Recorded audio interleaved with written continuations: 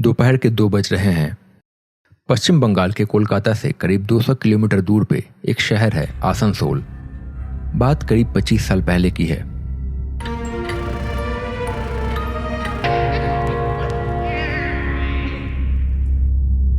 ये शहर eastern railways का एक बड़ा डिवीजन है।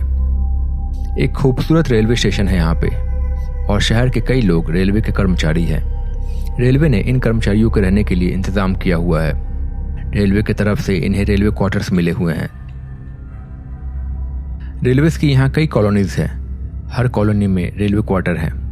अक्सर इनकी अरेंजमेंट कुछ इस प्रकार होती है कि बीचों बीच एक खेल का मैदान होता है और उसके चारों ओर रेलवे क्वार्टर्स होते हैं। हर साइड पे 2 ब्लॉक और हर ब्लॉक में 2 क्वार्टर्स। ये क्वार्टर्स या घर भले ही बड़े ना हो, पर इनमें रहने वालों के दिल काफी बड़े होते हैं। इस मैदान में बच्चे खेलते हैं शाम को और अक्सर अगल बगल के बच्चे भी आकर खेल सकते हैं। इस मोहल्ले में हर साल कई त्योहार मनाए जाते हैं और इन्हें मनाने की जिम्मेदारी होती है यहाँ खेलने वाले बच्चों की। ये बच्चे 8 साल से लेके कभी कभी 28 साल तक हो सकते हैं। यही सब मिलके त्योहार मनाते हैं। सरस्वती पूजा अभी हाल में ही पार हो चुकी है और अब बारी है होलिका दहन की और होली की। हर साल बच्चे आसपास से लकड़ी जुगाड़ करके लाते हैं और होलिका बनाते हैं और रात को सभी के सामने होलिका दहन किया जाता है। इसी में कुछ बच्चे आलू और ऐसी ही कुछ चीजें डाल देते हैं जिसे बाद में वो निकाल के खाते हैं। आज इस साल की होलिका दहन की तैयारी हो रही है। अरे यार, बड़ी देर हो गई है इस बार तो। कल ही तो है होलिका दहन। अब इतनी जल्दी इतनी लकड़ी इकट्ठा कहाँ से करेंगे?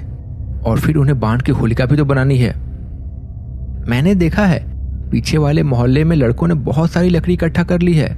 उनकी होलिका तो बहुत बड़ी बनेगी इस बार। आग भी काफी देर चलेगी, सबसे ऊंची लपटे। अरे तुम लोगों को बस रोने के अलावा कोई और काम नहीं आता है क्या? मैंने देखा है उनकी लकड़ियों को, बस कच्ची लकड़ियां काट के लेके आ गए हैं वो लोग। एक दिन में सूखेगा नहीं वो सब। आग लगी भी तो धुआं धुआं ही होगा बस। और जहां तक बात है हमारी, तो मुझे पता है देर हो चुकी है। कब से बोल रहा था लकड़ी लेने चलो। खैर, अब हिम्मत हारने से कुछ नहीं होने वाला है। एक उपाय अभी भी है जिससे काम बन सकता है, पर थोड़ा अलग रास्ता है। क्या रास्ता? देखो, इधर आसपास की लकड़ियां तो लगभग कट चुकी है। पत्थर के खदान के पास बहुत सी सूखी लकड़ियां अभी भी है और उधर कोई ज्यादा लकड़ी काटने जाता भी नहीं है। क्यों ना हम उधर जाएं और वहां से लकड़ी इकट्ठा करके लेके आएं। 3-4 बार अगर लेके आए तो काम चल जाएगा और अच्छी खासी होलिका बन जाएगी। हाँ, तो कोई वजह है कि कोई वहां से लकड़ी इकट्ठा करने जाता नहीं है? भूल गए? उसके ठीक पास में श्मशान घाट है और वहां तो झाड़ फूक का सामान भी होता है ना उधर। देखो, हम लोग दोपहर को जाएंगे और रात से पहले वहां से लौट आएंगे और हमें श्मशान घाट के अंदर नहीं जाना है। बस पास की ही लकड़ियों को इकट्ठा करना है और लेके आ जाना है। किसी के पास कोई बेहतर रास्ता है तो बताओ। सब एक दूसरे का मुंह देखने लगे। तय हुआ कि वहीं से जाएंगे और लकड़ी लेके आएंगे। अभी 2:30 बज रहे हैं। अभी निकले तो शाम तक लकड़ियां लाके रख देंगे और फिर कल होलिका बांध के शाम तक जला देंगे। चलो चलो, जल्दी से चलो।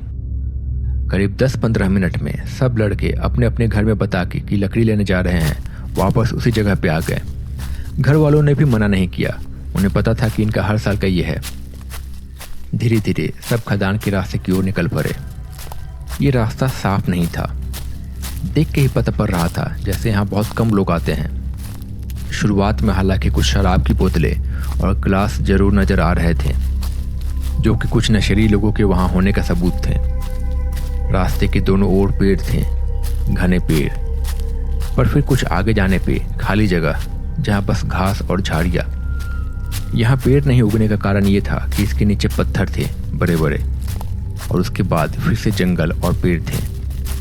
ऐसी 3 खाली जगह को पार करने के बाद आखिरकार वो लोग रुक गए। सामने उन्हें श्मशान घाट दिख रहा था। कुछ लकड़ियां भी दिखाई दे रही थी अंदर।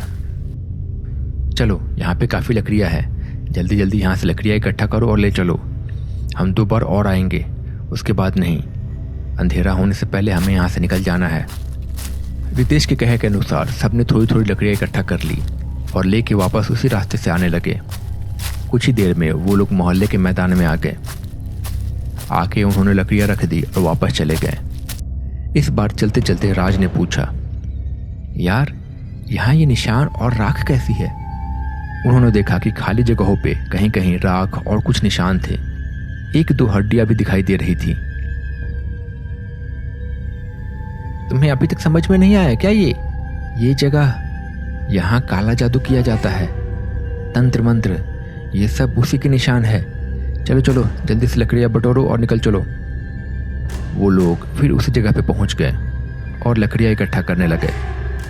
इस बार उनके साथ आए अंकित ने देखा कि स्मशान घाट में एक आदमी खड़ा है। वो कुछ बोल नहीं रहा था, बस चुपचाप उनकी ओर देखे जा रहा था। अंकित को अजीब लगा, पर फिर उसने थोड़ी लकड़ियां चुनी और जब वापस देखा तो वो आदमी वहां पे नहीं था। उसने इस बात को नज़रअंदाज कर दिया। वो लोग फिर से लकड़ी लेके उसी रास्ते से वापस आने लगे। अब ये करते करते शाम के करीब 5 बज चुके थे। कुछ ही देर में सूरज डूबने वाला था। उन्होंने मैदान में लकड़ियां डाल दी। जल्दी जल्दी चलो, एक बार और वापस जाना है बस, और जल्दी से लकड़ियां लेके आ जाते हैं। सब जल्दी जल्दी वापस उसी रास्ते पे निकल पड़े। राज को उन खाली जगहों के निशान काफी डरावने लग रहे थे। उसे अब ऐसा लगने लगा था जैसे उसे कोई छुप छुप के देख रहा है। शाम ढलने लगी थी। इस बार उन्हें वहां पे लकड़ियां कम दिख रही थी। लगभग सारी लकड़ियां उन्होंने चुन ली थी। जैसे तैसे उन्होंने थोड़ी और लकड़ियां जमा की और वहां से निकलने लगे। अंकित के पास बहुत कम लकड़ियां थी। वो लोग निकल रहे थे कि तभी अंकित ने देखा कि एक पेड़ के पास कुछ लकड़ियां पड़ी हुई थी। उसने सोचा कि क्यों ना इन्हें भी लेते चलें। बाकी लोग अभी थोड़ी ही आगे निकले थे। अंकित रुक के लकड़ियां उठाने लगा, पर उसने देखा कि वहां पे एक नारियल और कुछ नींबू भी रखे हुए थे। पर जल्दबाजी में उसने ज्यादा सोचा नहीं और लकड़ियां उठा के वहां से निकल लिया। सबने लाके लकड़ियां वहीं मैदान में रख दी। अगले दिन सबने मिलकर दिन भर होलिका बांधी और बड़ी मेहनत से होलिका तैयार हो गई। पर आज अंकित नहीं था। घर वालों ने बताया कि शायद काम करते करते उसे बुखार हो गया था। शाम हुई। शाम को सब लोग होलिका दहन में शामिल हुए। अंकित को भी उसके परिवार वाले लेके आए थे वहां पे। धीरे धीरे होलिका दहन शुरू हुआ। होलिका दहन के साथ सबके चेहरे पे मुस्कान आ गई। होली के त्योहार की शुरुआत हो गई थी। अंकित लेकिन सबसे दूर खड़ा था। उसका चेहरा थोड़ा अलग अलग लग रहा था, जैसे वो अपने होश में नहीं था। उसके कंधे भी थोड़े झुके हुए लग रहे थे।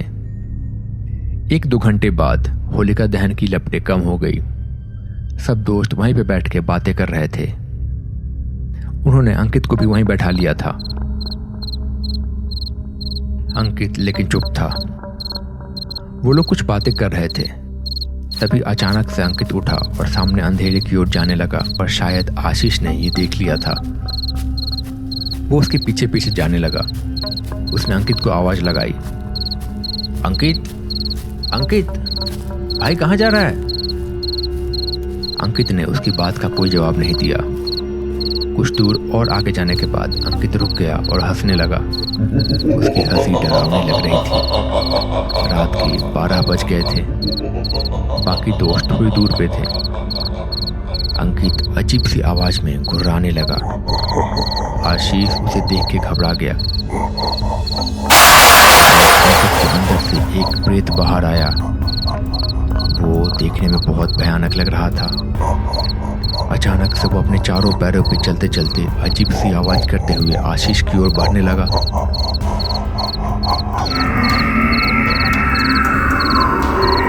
आशीष बहुत ज्यादा घबरा गया। वो प्रेत आशीष पे झपटने ही वाला था। तभी बाकी दोस्त होलिका से लकड़ियां निकाल के आग लेके उनकी ओर भागे भागे आए। उनके आते ही वो प्रेत अचानक से वहां से गायब हो गया। अंकित भी होश में आ गया। सब काफी घबरा गए थे। उसी समय वो सब पंडित जी के पास मंदिर गए। वहां पुजारी जी को उन्होंने सारी बात बताई। मुझे लगता है स्मशान घाट के पास ये प्रेत अंकित के साथ लग गया होगा। अच्छा हुआ जो तुम सब इससे समय पे लेके आ गए। पंडित जी ने फिर अंकित को बैठा के पूजा की और वहां आसपास के घरों और मैदान में भी पूजा की और गंगा जल छिड़का। सब फिर आखिरकार अपने अपने घर जाके सो गए। अगले दिन सब दोस्त खुश थे और सबने ढेर सारे रंगों के साथ होली की शुरुआत की। आशीष और अंकित दोनों ठीक थे। पर अब उन दोनों के मन में था कि अब से कभी भी शमशान घाट की ओर नहीं जाएंगे वो लोग। तो दोस्तों, कैसी लगी आपको ये कहानी? अगर आपको ये कहानी पसंद आई है तो इसे लाइक करना ना भूलें और चैनल को सब्सक्राइब करना ना भूलें। मैं मिलता हूँ बहुत जल्द नई कहानी के साथ। तब तक के लिए अपना ख्याल रखिए और हैप्पी होली दोस्तों। एंजॉय।